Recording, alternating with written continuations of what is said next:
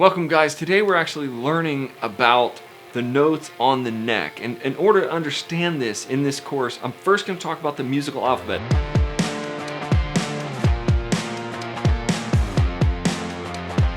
The musical alphabet is the same on piano, it's the same on guitar. Make sure you download the charts or you have the charts on the page there for the musical alphabet. But the musical alphabet is easy. A, B, C, D, E, F, G, A. A, B, C, D, E, F, G, A. Keep starting over after G. A, B, C, D, E, F, G, A, B, C, D, E, F, G, A, B, C. Okay. And then we have sharps and flats. We have whites, blacks. We have the white keys and the black keys and the sharps and the flats. So if you looked at the piano and it was all white keys and you started on A, it would just go A, B, C, D, E, F, G, A.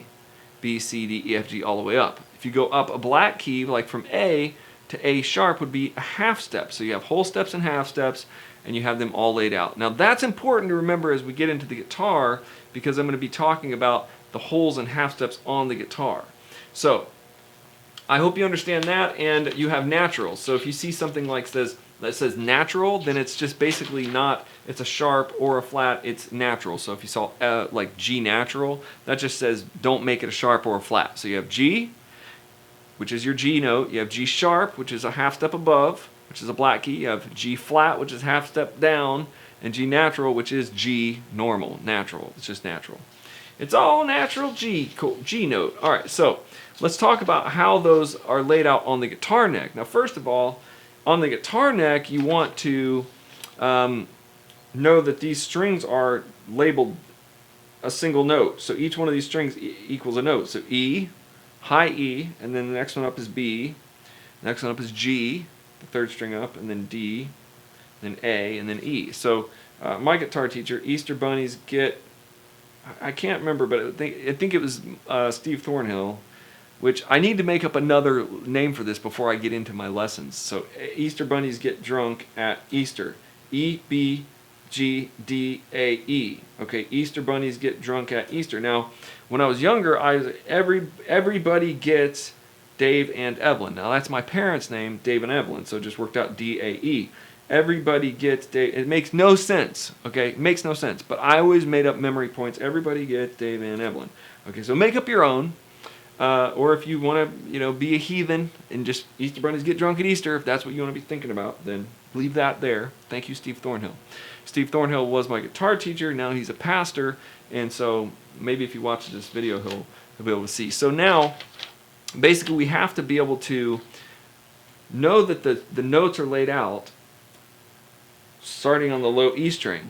So low E is a string, okay? It's the low E. Now every fret that we move up, every fret that you go up the neck, you go up a half step all the way to 12. When you get to the 12th fret, you're at the octave, okay? So you go E, and every fret half step up to E, up to F. So I'll tell you about that in a minute. Let's go through this, and then I'll go back and I'll let you know why this is going to work, why it is like this. So E is the first one. The first fret is F. Then it's F sharp, then it's G, then it's G sharp, then it's A, then it's A sharp, then it's B, then it's B sharp. No, it's not B sharp, it's C. Okay, now I'm gonna get to that in a minute. C sharp, D, D sharp, and E. Okay, so it goes up like that. So all the way to the 12th fret. And that's where you can stop. So you're only going to learn this half of the fretboard. The other half is an exact mirror of it. So it just keeps going. F, F sharp, G, G sharp, A. And I'm going to teach you later how to really see the fretboard in two parts. This is actually the same as this part. So if you start seeing this part, this is 12 as open, then you're like, oh, it's open again. And then, oh, it's 1 again. So this 13th fret is really like the first fret. It's just an octave, okay? All right, so let's go back to the piano. When we look at the piano, we can see that C, D, E, F, G, A, B, C. And then there's like 2 black notes, 3 black notes, 2 black notes, 3 black notes, 2 black notes, 3 black notes.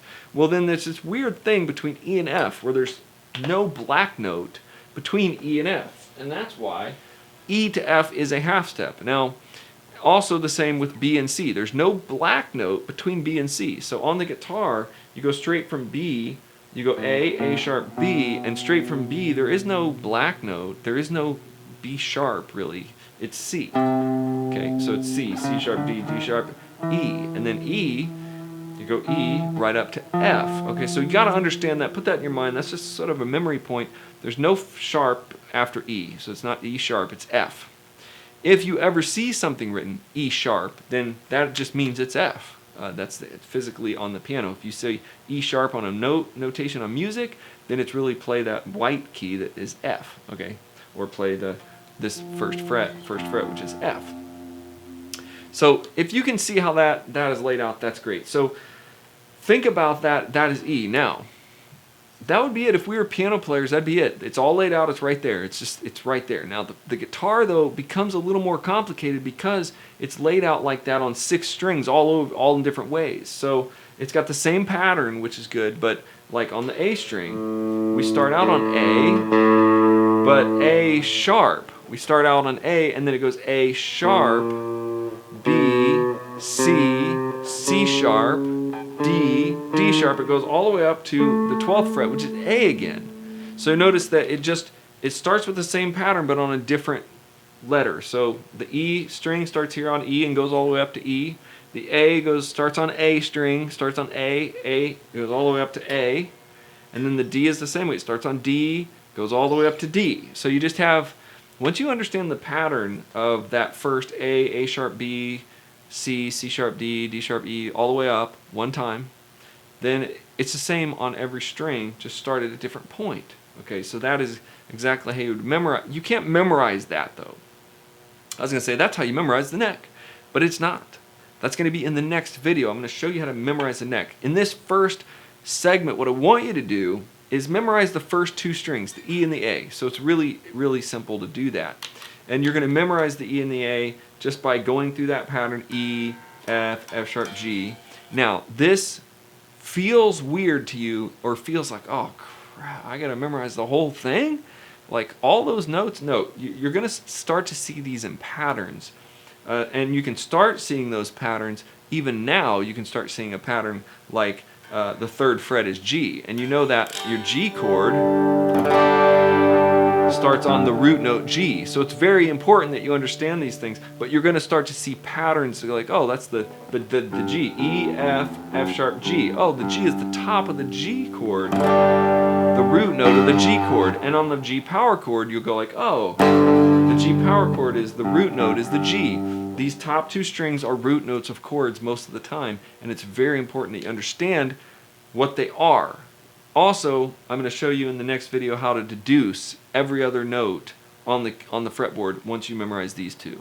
So you can kind of just use octaves to do that. So first of all, right now you're just saying, okay, E, F, F sharp, G. That's a G. Now put these in your memory. Try to lock them down into your memory. G sharp, A. Okay, the second dot is A. If I'm on the E string, that's easy to remember. And then this one's B, and this one's C sharp, D. D is 2 behind the 12, so you just, in your mind, you're thinking little things like, okay, this is E, I know the 12 is E, so back up 2 frets, that's D. Okay, so D, E, and D, and C sharp, depending on how memory prone your brain is, how young you are, the older you are, the harder it's going to get.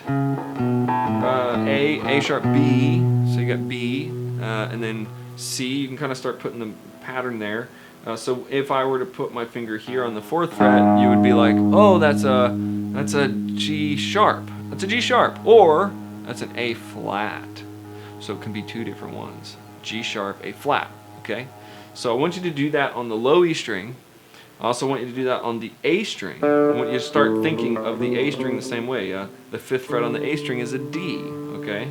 The 3rd fret on the A string is a C. It's really easy to remember that one because it's the basis of the most popular chord in the universe, C.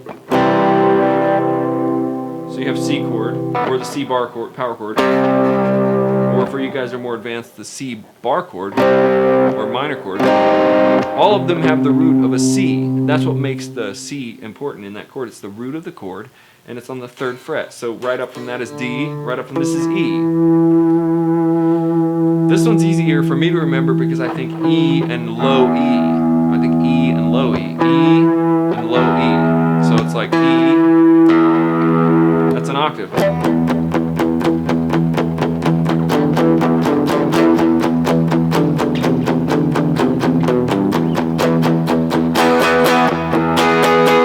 So a lot of E minor goes on right there at that 7th fret. So that one's an easier one to remember. G is 2 back from A, so you just kind of start going down the A string, feeling like you can memorize and remember that as well, and then you get up to A, it's an octave. Now, let's say you've memorized all of that back there, so you've memorized this whole part, just the top 2 strings, just don't freak out, not the whole thing, the top 2 strings, and you can do them by saying the pattern, like E, F, F sharp, G, G sharp A, A sharp B, C, C sharp D. Okay, you got all those down. Now let that sink in. Okay, this is part of a 72-hour course, so you have 72 hours to let this sink in. This whole thing, as you watch these videos, and just let this sink in over these 72 hours, and really over the next 72 years. You're never gonna forget this. You're never gonna go away from this. This isn't gonna change. They're not gonna refret the guitar, and it's gonna be all different notes. So once you learn that 3rd fret is G and you get that concreted in your mind, it becomes part of your DNA as a guitar player. That's the key. Just sort of let this stuff sink in. Let it become part of what how you're thinking, because it's going to become the basis for every other thing you think of. This is the early building blocks of really understanding the neck in a way that is so you're not afraid of it. You're not like looking at it like it's this big blop of notes. It's not a big blop of notes. It's a very specific pattern. Okay, so when you get to the 12th fret, you can actually take the same pattern that you already know, and you can move it up. So it's E again. It starts over at E, and it starts over at F, F sharp, G, G sharp, A. So you can start seeing this A, which is the 17th fret, as an exact clone or mirror of the 5th fret. So you can see up here. Now, I'm gonna show you guys something exciting before I end this video. The reason this is important is because later we're going to mirror chords, we're going to do things in solos in all my other courses and stuff, and some of my YouTube videos. You're going to see me doing things like if I were to play a riff here, then I could go right up here. Whoa! That was like identical, right? Or I can go. Or,